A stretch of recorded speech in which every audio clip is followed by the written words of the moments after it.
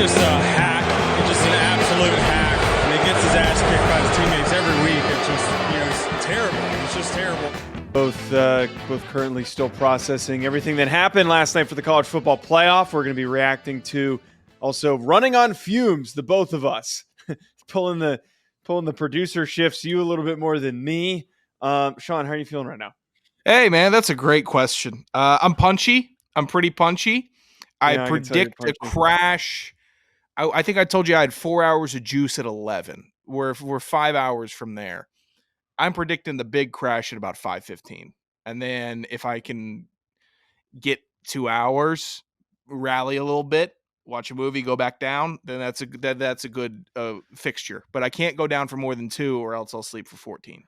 I hope you get called to do an emergency show somewhere in the middle of that 2 hour. I'm joking. I'm funny. Joking. Okay. Those jokes are funny to you. Okay, I'll get on the hotline real quick. This is for producers and media folk in college football. This is probably the most hectic week and a half, I would say. So, I mean, anything can happen. Anything can happen. I'm expecting not to sleep much this entire week. I'm sure that you're in the same boat. Well, yeah, and also the holidays were dated poorly this year. I've decided next year I'm not doing anything for New Year's next year. I'm not doing it. That completely. I had a great New Year's actually. My New Year's was fine, but I felt like because I went somewhere and I went to Big Bear and I hung out with my friends, I feel like completely off balance. Like my week started way behind. I'm already behind and I hate it. What was New Year's? Sunday night? Yeah. No, I learned next year on a Monday is going to be effed.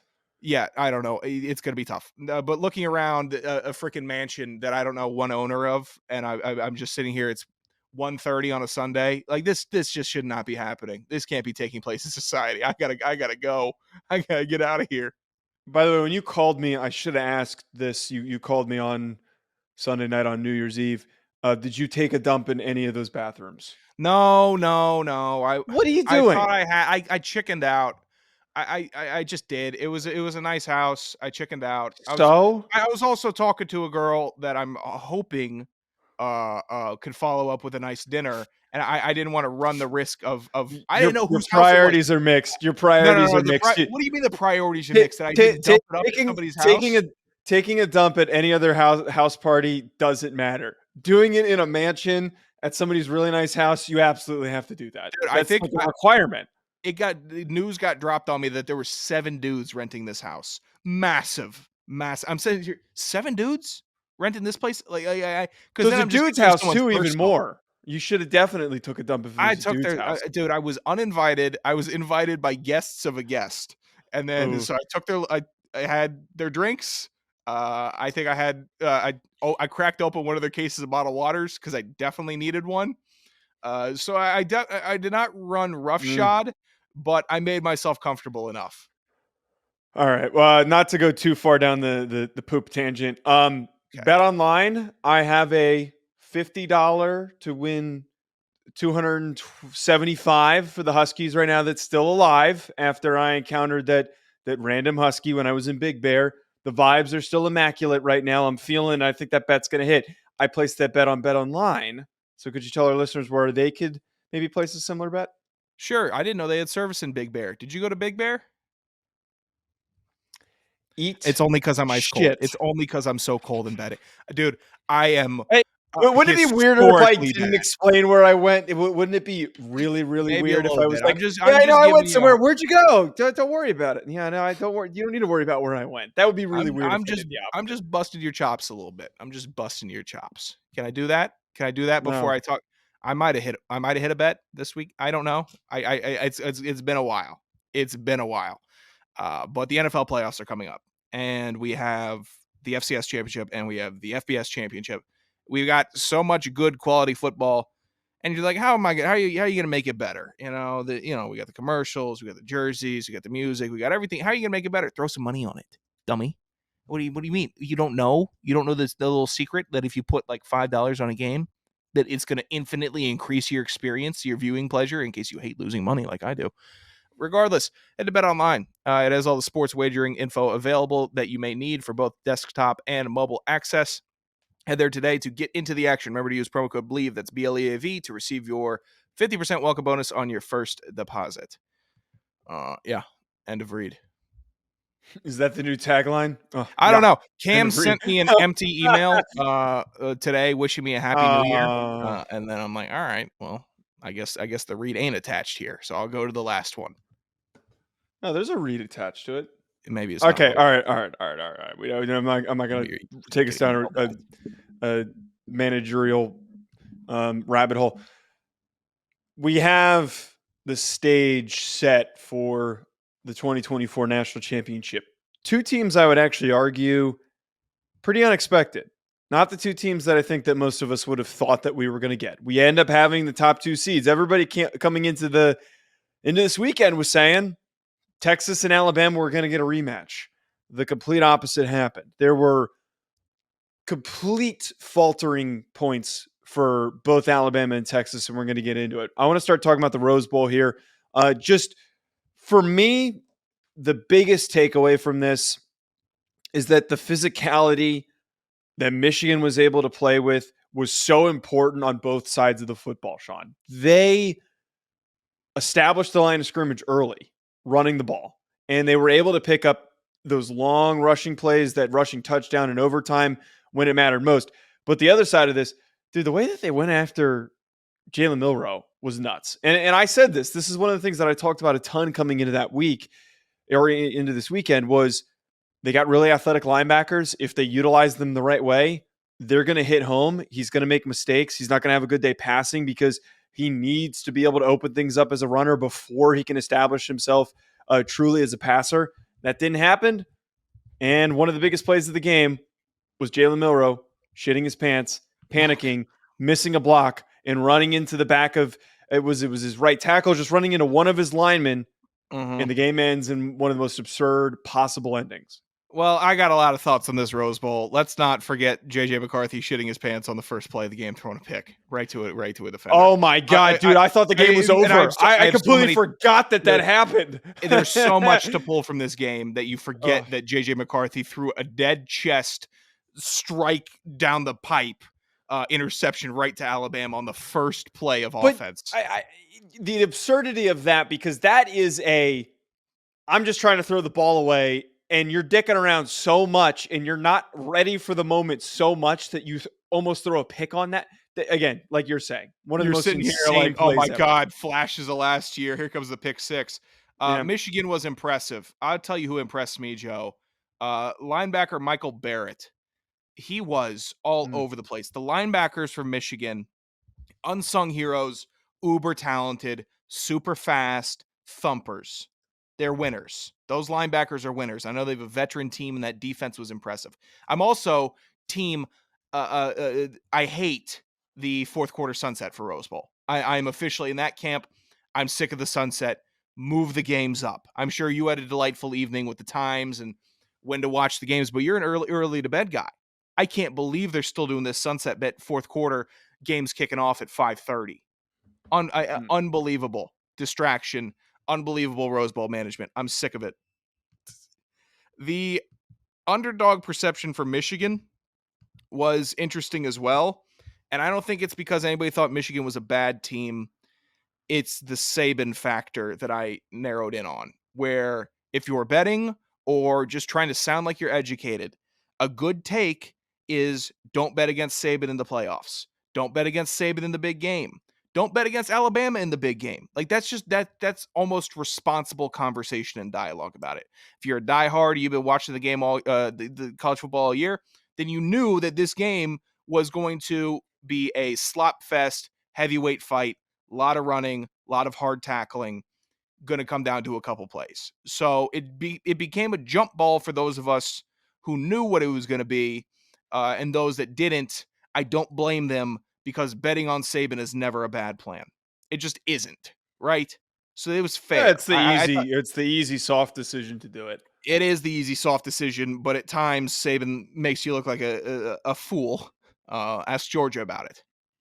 I bet there were some people that followed Saban. Saban make me look stupid against Texas A&M, Mm-hmm. Tennessee, Old Miss. I picked them to lose in all of those games, and LSU. And LSU, he made me look I stupid, and picked finally it them. comes I crashing picked down. them to lose all the time this year. And you know what? They had a great year. Saban coached his ass off. We knew Milroe wasn't the guy. He's not the guy. He's a guy. He can run an offense decently well, but we're not looking at future first-round draft pick Jalen Milroe. No, and the thing that I always feel like gets brought up with Milroe, that everyone's like, "Oh, Jalen Hurts." There's a lot of comparisons between him and Jalen Hurts. Jalen Hurts had way better instincts than Jalen Milroe does. Better Way better delivery. instincts. Yes, It doesn't. he Maybe was. the ball doesn't fly off of Hurts's hand like it does Milroe, but that doesn't mean anything if I he mean, doesn't know where I the don't even ball's think that going. there's much of a difference in ball He's velocity. got a I little just zip. I'm not saying velocity, just a little zip. yeah, but the thing that always bugged me, everyone's like, well, look at what Jalen Hurts did when he was what was he, a redshirt freshman that one year. Uh-huh. He's a really cerebral player. Like, he is just a guy that is in the moment and makes really good decisions. And while he wasn't clean and his final development didn't really come until he was at Oklahoma, uh, there's a huge stark difference between him and Jalen Milroe. And look, it all came down to that. The problem is with Jalen Milroe is that when everything's ahead of schedule and everything's moving fluidly, yes, he's going to play a really good game. But when the snap's off and the offensive line's getting bodied a little bit in the interior and all the mess that could have been happening the entire game, all of that comes down to that final play. I think that final play call was disastrous. It was It terrible. was It was terrible. unbelievable. I mean, it It was really it was let the way too naysayers complicated. know. I mean, that Milroe would just tank the game with that whole his new brand launch or whatever that was. Also, right before the game, took the complete focus off of it for the fan. The lank move, Well, and then that's already been, the length's already been a thing the whole year. I just got sharp to it. But also, and this is reactionary, so I'm not trying to be a hating ass hater. But when I see people comparing Jalen Milroe to Jalen Hurts, I sit here and I just go, if I'm going to draw my eye test back a little bit, just draw it back a little less analytical, get it more broad. You could say that Jalen Hurts in college was a problem. He was a problem to face. Run the ball, throw the ball, command the offense. Milroe, not a problem. He can run the ball. Maybe one every 3 throws is a good There's a throw. problem in Maybe. the opposite direction. He's a different. It's Jalen Hurts. You're buckling up knowing that you got to face a dude. Milroe, you're like, when's he going to do it to himself? And maybe that is hating. It's fine. They know that Alabama fans know they don't have their quarterback of the future. They know they got to go get somebody. They know that. Yeah, So I don't know. I don't know how. Yeah. So it's all too reactionary if they're getting uptight about the loss.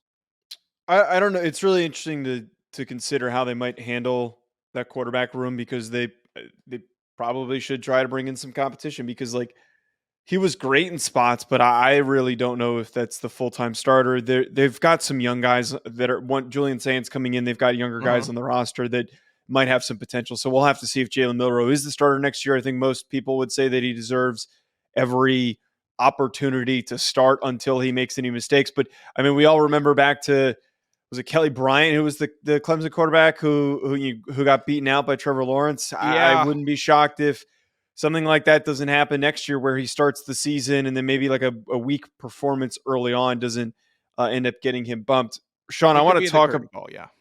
I want to talk about, though, before we flip to the Sugar Bowl.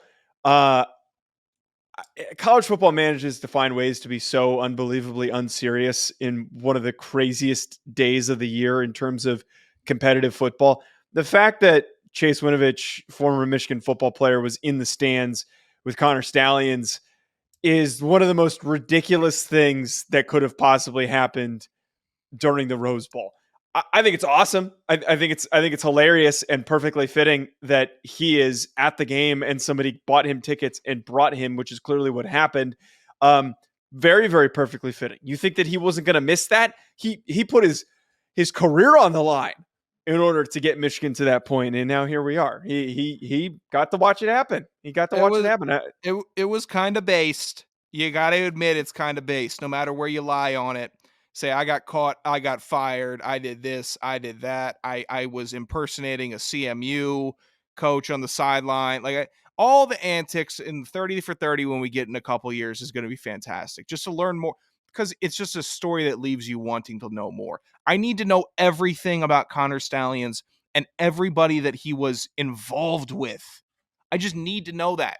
So seeing him show up for his guys in the semis, yeah, do it. Good. It was great. I mean, if you were him, would you ever move out of Ann Arbor? Would you ever leave Michigan? Well, yeah, no, I mean, I guess not, but Beers are free for life, brother. These maniacs in Mays are going to drink you out the rest of your life forever. And you there can is vacuum there. repair, you can auto detail, you can hang drywall. But at the end of the day, when 5 o'clock rolls around, Bernie's going to be there at the end of the bar saying, hey, you're that guy with the glasses, aren't you? Let me get you one. That's how it's going to go down. Enjoy it. There is a disturbing level of what's the word I'm looking for? Defensiveness by Michigan fans for him. So yeah, no, I mean it definitely makes sense. Michigan moves on. Michigan moves on, and they are going to be facing off against Washington in the national championship. Washington blows their way past Texas. Here's the craziest thing about this. I know that the score was close. Had they not muffed that one punt, it felt like that game was going to end up being a blowout. But Washington manages to do the most Washington thing possible, where they have the game in control and they can't just win it. You know, they can't just win the game, close the game out, the game is over. They had to pull this shit. They had to pull this shit where they have to make us all uneasy and extremely stressed out and freaking the hell out at the end of the game. Dude, I set up the Rufino and Joe stream after the game. I had Washington wins the game. I have Washington in the cover image. I even tweeted out Washington's going to win the national championship. That tweet had so many bookmarks on that final drive, and they were ready to get your ass. I was they were lined sweating. It had to have been one of the most ridiculous endings to a football game. And again, it is fitting for what Washington has done all year long, where they have had luck on their side when it should not have been on their side. They've still found ways to win. Here's the fact of the matter, Joe. DeBoer is going to have to not go for it on 4th down eventually. Dylan Johnson injury, we'll take that into account. But in the championship, I got to see one punt. You can't just do it, man. You just can't. Because it's eventually everything regresses to the mean. And you're going to have to answer to why'd you go for it from your own 18 in the second quarter when Michigan was up 7? And that's a question that I think he's smart enough to not have to answer. I think he's going to be aggressive, and his aggressiveness is awesome. He might have the biggest balls in college football because he doesn't care about running out the clock. He's going to go score in 5 plays like he did all year. I like that. That's great. But we need to start executing some common sense, or else you'll start getting the Mike McCarthy label. And if we're talking common sense, Texas might have had less of that. Texas might have had way less.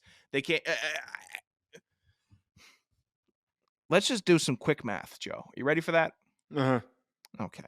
You were on special teams. You snapped to a lot of punters. Yes. You were so you were pretty inundated with punting, snapping, kicking, and even somewhat in the return game. Would you say it's easier or harder for someone to catch a punt or kickoff with one hand or 2 hands? It depends on how good their hands are. No, Joe. This is a binary question. Yeah. Easier or harder? Is he harder. the only guy on the team that can run a 4.4? I doubt it. Well, I don't think it was deliberate. I really think that it was. That would be even worse. I think Dummy snuck out there and the ball's kicked, and the special teams coordinator is like, "Hey, why is dipshit out there returning this kick?" Because we all know the skill position players that are like that, where they try to call their own shot and they're like, "Oh, I got this." I absolutely think that was what happened, because there's no way a coach, a special teams coordinator, deliberately made that decision. But I think it sums up this game perfectly, where it felt like Texas was there. Texas showed up, they were there, and they played a strong game in parts where they needed to. But the execution on certain things just wasn't there. And I'm not saying that they made bad mistakes that cost them and there were costly penalties. That's not what I'm saying. It just felt like they were a little off. And it goes in line with like Quinn Ewers, the first drive, getting all those passes tipped, and then throughout the game, all those passes getting tipped. We've got the fumble that happens in the second half when they get the ball back that gives a ton of momentum to Washington. It just felt like if they were a little more mentally present and they executed a little bit better, the game might have gone differently. And it's summed up perfectly by this dumbass going out there to return a kick wearing a club on his hand. That I'm telling you right now, that was not deliberate. Unless they've got like their own Donnie out there who's lining everybody up and called them over. Dude, on a day where every return man has the yips, you're sending out a guy with one hand. What are we doing, Texas? And I think Washington caught a lot of Texas fans by surprise. Their play in the trenches was stellar. Washington's offensive line, stellar. Their defensive line, very good. Texas's defensive line is, I would wager, the strongest front of their defense, the strongest unit, their D line. And what they get? 1 sack? No sacks? Well, it's all their interior guys. That's what something that I felt was really mischaracterized coming into this game, is that Texas's defensive line was so good. They've got a mammoth run-stopping defensive lineman that can't rush the passer, and another good defensive tackle in Byron Murphy. They don't really have edge rushers. They don't really have elite-level edge rushers like all of these other teams that were still in the playoff do. And it showed up. They didn't have the guys that could go against those really good tackles that Washington had. What Texas did show, though, was they could, under Sark, recruit enough elite athletes to make it to this point. So Texas fans should have optimism about the future. You're saying, all right, we're moving to the SEC. That's, some would call it a win. All right, cool. And then we made it to the CFP, we made it to the CFP, and we held our own, and we had a really good game. We were fighting. We were really fighting, and we looked at times like we really did belong. And I truly did believe that Texas belonged with the athletes that they had. So if they can continue this trend, tighten it up a little within the in between the two ears, they could be a dangerous program. I don't know if I'm willing to call them back yet, because a back team makes the finals. Yeah. That's got to be fair, because if we're really going to go on this, because I refuse to be a hack about this, about acknowledging Texas and their, dude, the charity stripe was just pining on social media. I refuse to be. I couldn't have been more happy that they lost. I knew you saw it. Texas fans don't help themselves either. They all make sure to let you know that they are Texas fans. To the point that you're making, though, I wouldn't characterize them as being back, because one could argue if it wasn't for, here's the craziest part. They don't get in without Alabama doing what they did. And Alabama arguably almost didn't feel like that they should have been there. Yeah. By the way that they played. Both teams backdoored the 3 and 4 spot. And it all gets fixed next year. But the drama of all this with the 4 teams was great theater. And the games were fantastic theater yesterday. But there was always a sneaking suspicion, like, you were right. There was something off about the Texas uniforms, their body language. They looked a bit groggy. Like, they just did not look like they were amped up, ready to go in this game. And I know they are. How could you not be? I know Xavier Worthy's just turned the hell up. I know Ewers is ready, locked and loaded. He had one of my favorite celebrations. I don't think he was locked and loaded. I didn't think any of them were locked and loaded. He felt the most off. Everybody's body language was off for Texas. They all felt off to me. The production crew at ESPN was also off. We have to touch on this really quickly. I just can't believe that whoever was in charge of saying, hey, let's cut to a live shot going down Bourbon Street. That should have been a pre-taped shot from the night before. That was one of the, most of the time, those are pre-shot. Those are things that you collect before the game, the night before or the day of, in order to have filler bumpers. But to cut to that, I can't believe that decision that we saw some woman flash her tits out during that game because of the lack of foresight by the production team. That's insane. It is insane. I will say I didn't mind it. I didn't mind America getting a little bit of let's start the new year off with some boobage. I didn't mind it personally. That's just where I stand. You're an idiot. That's just my thoughts on it. Now I can But speak on the production crew. But by the way, we're off to a ridiculous start. We're 2 days in, It's and a we're going to talk about crazy some. We're going to have something else to talk about. 2023 and 2022 did not start this way.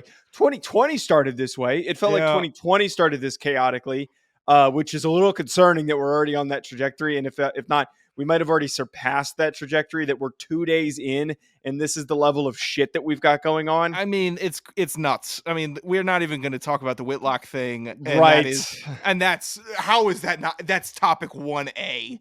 I mean, that is just you can't get better than that. And he keeps backtracking and posting. He keeps backtracking. He keeps backtracking and posting hornier and hornier things that he's getting ads for. And he's like, hey, why am I getting ads for this? And it's like, I don't know, Jason Whitlock. Why are you getting ads for things that recommend things that you already previously looked at? I don't get ads for things that I don't already have opened and looked at on most websites. Yeah, man. If I'm looking at hats and I'm looking to buy a hat, my whole feed is going to be hats. Shoes. If I'm looking for shoes, it's all going to be shoes. All right. And maybe he's doing some research on whatever his discussion points are. Everyone's got their methods in their research. And I think one thing you can't take away from Whitlock is he does research. And when he's making a point, it can at times be well articulated. This is it's dude, don't advertise this. This is not the shot. You are fighting a young man's game here with the digital and all and the cache and cachet and all your cookies and your bookmark. You're fighting this is not. You got to just disappear for a little bit. It's not built for it. I want to get to this before we wrap up. The other thing I referenced really quickly to the insanity that we're already off to with 2024. We both quote tweeted it. There's a picture of Feinbaum wearing his ear pod while on First Take upside down. It is upside down, but tucked into his ear because his ears are so big. It's inside his ear. I've seen the upside down thing and I've seen people look stupid doing that. But how he managed to shove that thing into the crevice of his ear is one of the most unbelievable things that I've ever seen. It's a masterclass. I was watching First Take earlier, and they were saying to him, like, oh, we appreciate you coming on, after flying home the whole night, not having any sleep, which, like, I get. We're both running on fumes. I feel like most people that are working right now are running on fumes. It is what it is. I have to know, though, is that his normal? Does he do that normally? Was he like, hey, I don't want this thing sticking out. I'm going to shove this into the space of my ear. I'm just dumbfounded by it. Are you going to provide a demonstration? I'm going to test this out real quick. Your ears aren't big enough, brother. Look, these honkers aren't big. Just all right. Nah, regular goes in regular, bottom like this, right? Okay. Now let's try flipping it up and in there. Yeah, your ears aren't big enough. Hold you ain't on, got that in your bag. It's still connected. You ain't got that in your bag, dude. Hold on. If I can get this around this corner here. Sorry for the audio. It's not terrible. It's not great. And maybe you'll never have that kind of juice that Feinbaum has, man. I still got the Gen 1s, which is, I know. But no, he had the long ones. He had the original ones. Those aren't new ones. They had a cover on them. They had like one of the rubber stoppers on it. So I think it was the Gen 2s, which have a shorter stem. And no, dude, I'm telling you, look at the stopper. I think they're the Gen 2s. Come on now, Feinbaum's got you. Maybe they're not. No, I think those are the long ones. I think he's just got some massive elephant ears. What is that? That's his left ear. It's in upside down. If it was in upside down, you would see this little black line this way, vertically. Joseph, look at my screen. You would see this little black line there vertically if they were the Gen 1s. That's a horizontal black line. They're at least the Gen 2s. He's wearing them upside down in his ears like a madman, like what your grandpa would do. And it's just the best. You can't tell me that college football isn't the greatest sport because you have Paul Feinbaum, noted author, super respected, covers the most important conference all his life, legend. And he's doing something like this that lets you know that the old guard is forever going to be better than the new guard. The Francesa clips are always going to be better. Feinbaum pulling something like this, untouchable, because you can't Unbelievable. recreate a character like this that just walking around day-to-day life, knowing everything about college football, the history, his Rolodex. And he's wearing his AirPods upside down. Who So made that stupid. call? Because if it was him, everything, all the I think the papers, guy was just everything tired. has He to be shoved him reviewed. in and he hopped on first take. I think that's what it was. Joseph, we're both producers. We both have worked with Yeah, talent if it's that a knows remote tech shot, though, and if it's talent a that remote doesn't know shot, tech. though, I've never had Ross, who wears AirPods during the show, just flip one in upside down. Ever. because he's 30, because he's in his 30s. It's not Why does 60. Paul Feinbaum get an excuse? He was wearing headphones. Because he's Paul Feinbaum. He was wearing why. headphones before all of us were born. He's never had AirPods before until now. Why would he wear them like that? All right, Where's this is the a meaningless producer? debate. Feinbaum rules. I love Feinbaum for this. It just stock couldn't be higher. It's good enough to wrap us up on, folks. We'll be back previewing the national championship. We also have to do our FCS show, so make sure you don't miss out on that. At Joe DeLeone, at Sanderson Radio. Enjoy the rest of your week.